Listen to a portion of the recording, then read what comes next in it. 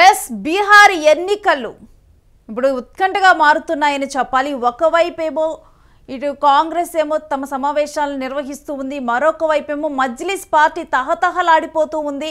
అక్కడ పోటీ చేసేందుకు తేజస్వి యాదవ్కు అసదుద్దీన్ ఓవైసీకి ఓపెన్ ఆఫరు. ఇక ఏంటంటే 6 సిట్టింగ్ సీట్లు ఇవ్వాలని కూడా ఓవైసీ కోరారు. అయితే ఓవైసీ ఆఫర్ను లైట్ తీసుకున్నారు ఆర్జేడీ నేత తేజస్వి యాదవ్. ఇక హైదరాబాద్లోనే పోటీ చేసుకోవాలంటూ ఇటు ఓవైసీకి హితవు పలికాడు. తమ సత్తా ఏంటో ఎలక్షన్ తర్వాత తెలుస్తుందని కూడా ఓవైసీ చెప్పారు. అసలు ఓవైసీ ఏం మాట్లాడారో ఒకసారి మనం చూద్దాం. चौखट पर जाकर भीख नहीं मांगेंगे। आपके पास इतनी ताकत है कि आप अपने वोट से दोबारा इंशाअल्लाह ताला कोचा दामन से मजलिस उम्मीदवार को कामयाब कर सकते हैं और मुझे यकीन है कि जरूर कामयाबी मिलेगी। अब नहीं मालूम क्या होने वाला है राजद में, मगर मजलिस ने अपनी नेक नियति का इजहार किया। हमने अख्तरुल ईमान साहब ने लालू प्रसाद यादव साहब को खत लिखा। उसके बाद तेजस्वी यादव ने कहा कि मुझे नहीं मिला। मेरे भाई, अगर घर में बाप जिंदा होता है तो बाप की मौजूदगी में जब बड़ों के सामने कोई बात रखी जाती है तो छोटों को हक नहीं पहुंचता कि वो कहे कि आपने अब्बा को कहा, मुझे नहीं कहा। मैं उस घर से आता हूं जहां पर हमने बड़ी हमारे वालिद मरहूम की जिंदगी में मैंने बहुत ही कम अपने वालिद से आंख में आंख मिलाकर बात किया होगा। हमारे लिए हमारी वालिद की बात उर्फ़े आखिर होती थी, मगर फिर ठीक है, हर घर में अलग माहौल होता है। సో ఈ విధంగా మజ్లిస్ నేత అసదుద్దీన్ ఓవైసీకి అయితే వరుసగా షాకులు తగులుతున్నాయి. బీహార్ అసెంబ్లీ ఎన్నికల్లో సత్తా చాటాలని కూడా ఓవైసీ తహతహలాడుతూ ఉన్నారు. అయితే ఇండియా కూటమి నేతలు అయితే ఆయన లైట్ తీసుకుంటూ ఉన్నారు. బీహార్ గత అసెంబ్లీ ఎన్నికల్లో మజ్లిస్ 6 సీట్లో గెలిచిందన్నారు అసదుద్దీన్ ఓవైసీ.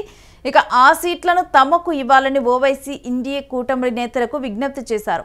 6 సీట్లు వదిలేస్తే బీహార్లో మిగతా సీట్లలో ఇండియా కూటమి అభ్యర్థులకు మద్దతిస్తామని ఓపెన్ ఆఫర్ ఇచ్చారు. సీమాంచల్లో బుధవారం నుంచి పర్యటన మొదలుపెట్టారు ఓవైసీ. ఇండియా కూటమికి ఓపెన్ ఆఫర్ ఇచ్చారు. ఇక దీనిలోనే కిషన్ గంజ్ బహిరంగ సభలో మాట్లాడుతూ కూడా తమకు 6 సీట్లు ఇవ్వాలని తేజస్వి యాదవ్ లాలూకి లేఖ రాశామని కూడా తెలిపారు.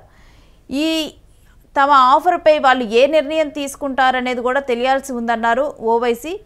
బీజేపీని ఎవరు గెలిపిస్తారో ఎవరు అడ్డుకుంటారో బీహార్ ప్రజలే నిర్ణయిస్తారని కూడా ఆయన చెప్పారు. బీజేపీని ఓడించేందుకు తాము అన్ని ప్రయత్నాలు చేస్తున్నామని, జనం ముందు తమ ప్రతిపాదనలు పెట్టామని కూడా ఓవైసీ తెలిపారు. తేజస్వి యాదవ్ తమ ఆఫర్ని కాదంటే ఎన్ని సీట్లలో పోటీ చేస్తామో త్వరలోనే తెలుస్తుందని ఎంఐఎం అధినేత ఓవైసీ తేల్చి చెప్పారు.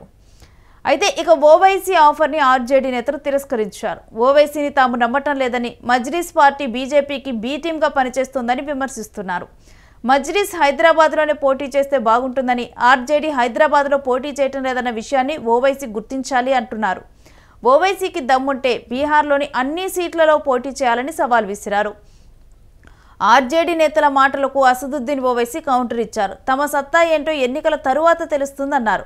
మజ్లిస్ పార్టీ ఎవరికి బీ టీమ్గా పనిచేయటం లేదని స్పష్టం చేశారు. త్వరలో అభ్యర్థుల జాబితాను విడుదల చేస్తామన్నారు ఓవైసీ. ముస్లింలు ఎక్కువగా ఉన్న సీమాంచల్ ప్రాంతంపై గురిపెట్టారు ఓవైసీ. సీమాంచల్లో ఓవైసీ సభలకు జనం నుంచి మంచి స్పందన లభిస్తోంది. గత అసెంబ్లీ ఎన్నికల్లో మజ్లిస్ 6 సీట్లలో విజయం సాధించడంతో పాటు ఓట్ల శాతాన్ని పెంచుకుంది.